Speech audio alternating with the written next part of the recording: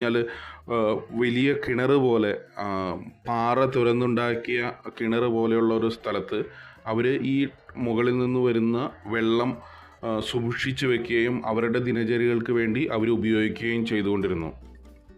സ്ഥിരം സന്യാസി ആശ്രമങ്ങളാക്കിയതിന് ശേഷം ബുദ്ധൻ്റെ വാക്കുകളെല്ലാം എല്ലാ ഗുഹകളിലും ആലേപനം ചെയ്യപ്പെടുകയും 3-ാം നൂറ്റാണ്ടോടുകൂടി കനേരി കൊങ്കൺ തീരത്തുള്ള പ്രധാനപ്പെട്ട ബുദ്ധമത ത്തെക്കുറിച്ച് വിവരിക്കുന്ന ഒരു വാസസ്ഥലമായി മാറുകയും ചെയ്യുകയുണ്ടായി.